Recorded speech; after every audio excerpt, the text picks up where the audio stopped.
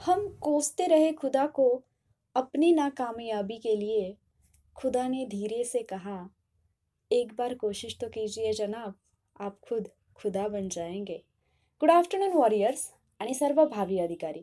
Warrior officer या तुमच्या लाडक्या एज्युकेशनल चॅनलवर मी सुप्रिया तुम्हा सर्वांचं मनपूर्वक स्वागत करते. आज मी पुन्हा एकदा तुमच्या समोर आली आहे एक इन्स्पिरेशनल स्टोरी घेऊन, जी स्टोरी तुमचा जगण्याकडे बघण्याचा दृष्टिकोन बदलू शकते. जी स्टोरी कदाचित तुमचं आयुष्य बदलू शकते, तुम्हाला तुमच्या स्वप्नांपर्यंत जाण्यासाठी एक नवी उमेद देऊ शकते. एक स्टोरी अशी जी एका झोपडपट्टीपासून सुरू होते आणि एका कलेक्टरच्या ऑफिसमध्ये येऊन थांबते. एक मुलगी जिला देवाने शरीर सुद्धा म्हणजे ज्या शरीराच्या जोरावरती आपण उड्या मारतो, तर त्याच्यामध्ये सुद्धा काही डिसऑर्डर्स असताना सुद्धा एक मुलगी संघर्ष करते आणि ती कलेक्टर पदापर्यंत जाते. नक्कीच हे इन्स्पिरेशनल आहे. सहज माझ्या कुठेतरी हे वाचनात आलं आणि म्हणून मी त्यांच्याबद्दल सर्च केलं आणि ज्यावेळेला मी त्यांची स्टोरी वाचली, त्यावेळेला मी बऱ्याचशा गोष्टी त्यांच्यासोबत रिलेट करू शकले. कारण याच्यापैकी काही एक्सपिरियन्स जे आहेत, ते मी स्वतः अनुभवलेले आहेत. माझ्या लाईफमध्ये सेम अशा काही कंडिशन्स झालेल्या होत्या आणि म्हणून मला असं वाटलं, की ही स्टोरी नक्कीच तुमच्यासाठी एक इन्स्पिरेशन ठरू शकते आणि नक्कीच ही स्टोरी जी आहे, ती तुमच्या जगण्याला एक वेगळा आकार देऊ शकते. या रिअल वॉरियरचं नाव आहे उमुल खेर आणि कदाचित यांना तुम्ही यापूर्वी न्यूजवरती पाहिलं सुद्धा असेल.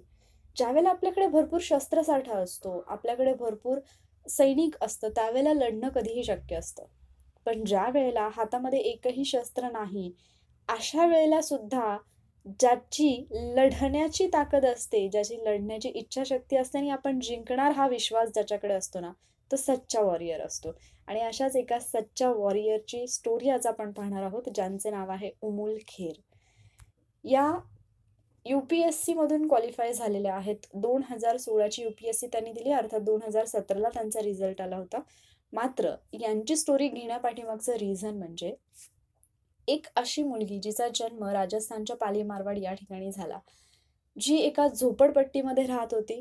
जिचे वडील रस्त्यावरती जे तुम्ही भाजलेल्या शेंगा वगैरे पाहत असाल, तर त्या विकण्याचं काम करत होते आणि ते करून घर भागवत होते. अशी एक मुलगी एक स्वप्न पाहते. ते स्वप्न पूर्ण करण्यासाठी ती झगडते आणि फक्त घरच्यांशी नाही तर नशिबाशी सुद्धा झगडते. अशा एका मुलीची ही स्टोरी. उमुल खेर मॅडमना जन्मापासूनच एक आजार म्हणू शकतो आपण किंवा एक व्याधी म्हणू शकतो. बोन डिसऑर्डर नावाचा एक आजार त्यांना जन्मापासून होता. ॲक्चुअली बोन डिसऑर्डरमध्ये अशा पद्धतीने हा आजार असतो, की काही मुलं जन्मताच त्यांची हाडं जी असतात, ती खूप नाजूक असतात. ते सहज जरी पडले तरीसुद्धा पडल्यानंतर लगेच त्यांना फ्रॅक्चर होण्याची शक्यता जास्त असते आणि अर्थात हे त्यांच्या पॅरेंट्सना सुद्धा माहीत होतं. तर त्यामुळे जनरली ज्यावेळेला असं एखादं मूल ज्याच्यामध्ये काहीतरी डिसऑर्डर आहे किंवा आपण ज्यांना दिव्यांग म्हणतो, असं एखादं मूल जेव्हा एखाद्या घरामध्ये जन्माला येतं, तर अर्थातच त्यांचे पालक त्यांना एवढ्या इझिली स्वीकारतील असं नाही. आणि जरी स्वीकारलं तरीसुद्धा तुम्ही बऱ्याचशा स्टोरीज ऐकल्या असतील, की जिथे या लोकांना वेगळी ट्रीटमेंट दिली जाते.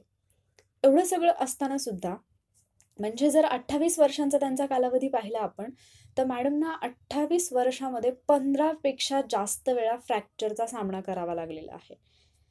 त्यांचे वडील, आई अगदी गरीब परिस्थितीमध्ये राहणारे, झोपडपट्टीमध्ये राहणारे. त्यांचे वडील रस्त्यावरती जे आपण शेंगदाणे वगैरे पाहतो किंवा जे शेंगा आपण पाहतो, तर ते विकण्याचा व्यवसाय करत होते.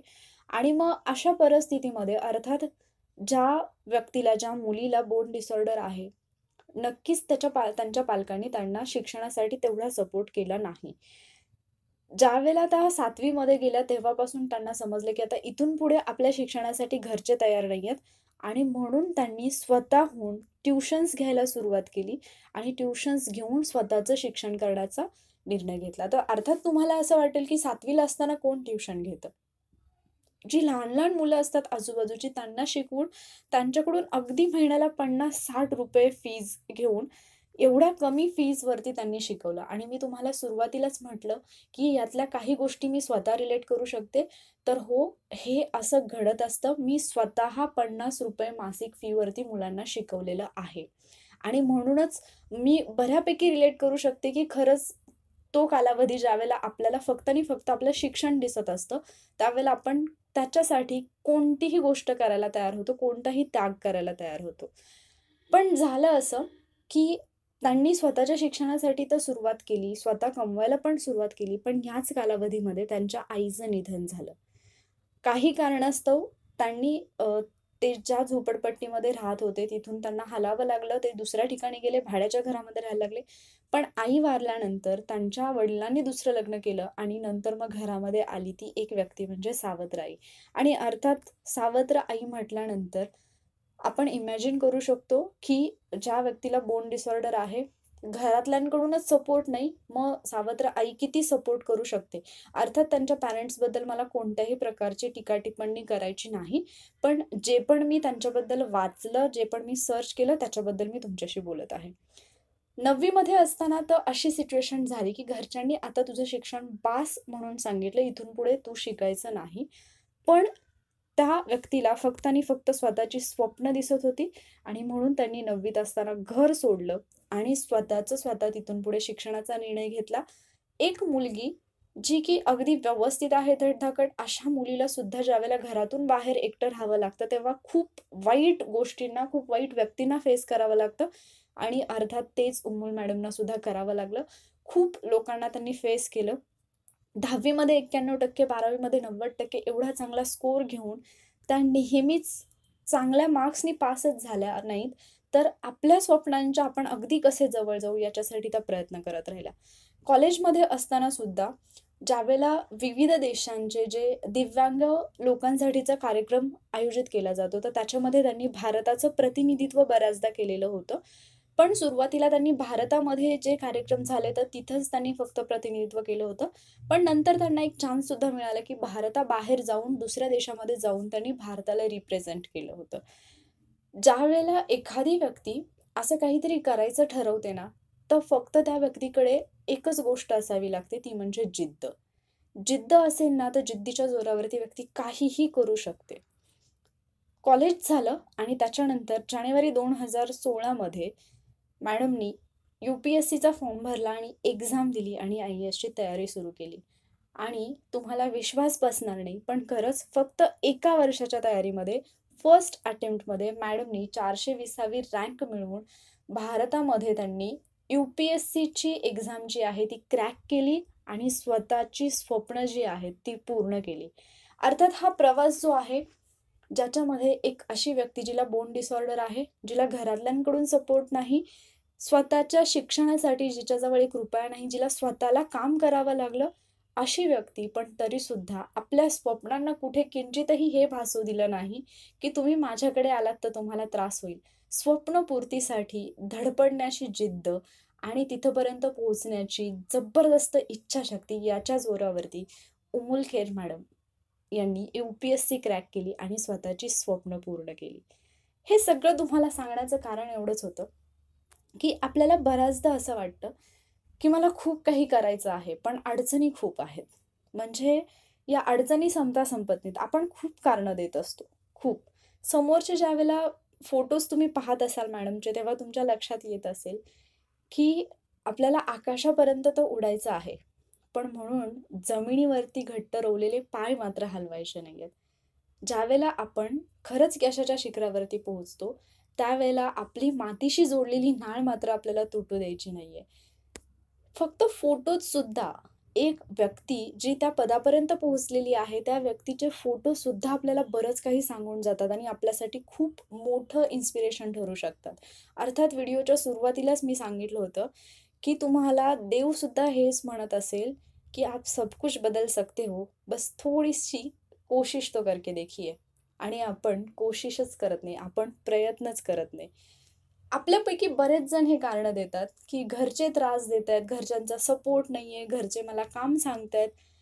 पण ह्या सगळ्या तक्रारी करण्यापूर्वी स्वतःला एक प्रश्न विचारा, हे खरंच असं आहे का? म्हणजे तुम्हाला लायब्ररीमध्ये जायला परमिशन देणारे, तुम्हाला घरी अभ्यास होत नाही म्हणून रूमवरती राहण्यासाठी रूमचं प्रत्येक महिन्याचं भाडं देणारे तुमचे पालक, तुमचा डब्बा घरापासून तुमच्यापर्यंत पोहोचवणारे पालक असतील किंवा तुम्ही मेसचं जेवण करत असाल तर त्याचे पैसे देणारे तुमचे पॅरेंट्स खरंच तुम्हाला सपोर्ट करत नाहीत का? याला सपोर्ट नाही म्हणत तर काय म्हणतात? मग आपण एवढी कारणं का देतो? आपण फक्त कारणं शोधतोय. स्वतःमध्ये असणारी क्षमता आपण बाहेर येऊ देत नाही. आपण काय करू शकतो हे आपण पाहत नाही. पण आपल्याला जर एखादी गोष्ट करायची नसेल, तर मला याने कसं अडवलं, मला त्याने त्रास कसा दिला, तो मला उलटं का बोलला, तो मला आज असं का म्हटला, की तुला होणारच नाही. आपण या सगळ्या गोष्टींमध्ये गुंतून जातो. डझंट मॅटर कोणाला काय वाटतं, कोण काय म्हणतं. तुमच्यासाठी काय मॅटर करतं हे जास्त महत्त्वाचं आहे. जर तुम्हाला असं वाटत असेल, की माझे आई-वडील मला सपोर्ट करत नाहीत, तर एक वेळ थांबा आणि त्यांच्या मनातली काळजी जाणून घ्या. जर तुम्ही मुलगी असाल, तर अर्थात तुमच्या आई-वडिलांना तुमच्या लग्नाची काळजी असेल. त्यामुळे त्यांना असं वाटत असेल, की आता तू शिक्षण थांबव आणि पहिल्यांदा लग्न कर आणि मग परत तुझ्या शिक्षणाचं बघ. याचं रिझन हे नसतं, की तुम्ही तुमच्या आई-वडिलांना जड झाला. पण आजचा समाज जरी आपण म्हणत असलो, की खूप आधुनिक झालाय, पुढारलेला आहे, तरीसुद्धा या समाजामध्ये जी तुमची भावकी असते, जिथे तुमचे आई-वडील वावरतात, ते रोज उठून तुमच्या आई-वडिलांना एक नवीन प्रश्न विचारत असतात. आणि त्या गोष्टींचा सामना त्यांना करायचा असतो. तुमची काळजी त्यांना वाटत असते. तुम्ही एक मुलगा असाल, तरीसुद्धा तुमच्या आई-वडिलांना हेच वाटत असते, की माझ्या मुलाने लवकर सेटल व्हावं आणि म्हणून ते पुन्हा-पुन्हा तुम्हाला विचारत असतात. त्याच्या पाठीमागे तुम्ही तुमची स्वप्न सोडून द्यावीत हा हेतू कधीच नसतो. काही ठराविक लोकं असे असू शकतात. काही ठराविक मुलांना कदाचित आपण कमनशिबी म्हणूयात, की खरंच त्यांना सपोर्ट मिळत नसेल. पण याचा अर्थ असा नाही, की मी रोजच उठेन आणि मी म्हणेन, की माझे आई-वडील मला सपोर्ट करत नाहीत. त्याच्यातून तुम्हाला स्वतःला मार्ग काढता आला पाहिजे. तुम्हाला तुमच्या परिस्थितीचा सामना करता आला पाहिजे. फक्त मनामध्ये एखादी गोष्ट ठरवून तर पहा. तुम्ही काहीही झालं ना, तरीसुद्धा ती गोष्ट पूर्ण करण्यासाठी तुमच्या जीवाची बाजी लावाल. आणि हे होतं. फक्त आपण दृढ निश्चय करण्याची गरज असते. आय होप या लेक्चरमधून तुम्हाला काही ना काहीतरी इन्स्पिरेशनल मिळालं असेल. मी वॉरियर ऑफिसरवरती काही माझे एक्सरसाइजचे, फिजिकलचे व्हिडिओज अपलोड केले होते, ज्याला तुम्ही भरभरून प्रतिसाद दिला आणि अर्थात तुम्हाला ते खूप आवडलेत हे तुमच्या कमेंट्सवरून मला कळतं. जर समजा तुम्हाला फक्त माझ्या स्पोर्ट ॲक्टिव्हिटीज किंवा जे काही एक्सरसाइज आहेत, फिजिकल फिटनेस आहे, तर या गोष्टी मी कशा पद्धतीने मेंटेन करते किंवा मी एक्झॅक्टली काय-काय एक्सरसाइज करते हे जर पाहण्याची इच्छा असेल, तर वॉरियर खिलाडी हा एक यूट्यूब चॅनल आहे, जिथे तुम्ही माझ्या सगळ्या एक्सरसाइज पाहू शकता. तुम्ही नक्की सबस्क्राईब करा. त्याच्यामध्ये तुम्हाला वॉरियर सुप्रिया म्हणून एक किंवा सुप्रिया मॅम म्हणून एक प्लेलिस्ट मिळेल, जिथे तुम्ही माझे व्हिडिओज पाहू शकता. तुम्ही वॉरियर ऑफिसर या यूट्यूब चॅनलला खूप प्रेम दिलत, खूप सपोर्ट केलात. तसंच तुम्ही मला सपोर्ट कराल अशी मला अपेक्षा आहे. जर आजचा व्हिडिओ तुम्हाला आवडला असेल, तर लाईक नक्की करा. तुमचे इतर फ्रेंड्स त्यांच्यासोबत हा व्हिडिओ नक्की शेअर करा. जरी अभ्यासाशी रिलेटेड नसला तरीसुद्धा ही स्टोरी तुमचं आयुष्य बदलू शकते. म्हणून ही स्टोरी शेअर करा आणि त्याचबरोबर वॉरियर ऑफिसर या तुमच्या लाडक्या यूट्यूब चॅनलला नक्की सबस्क्राईब करा. Stay safe. Thank you warriors.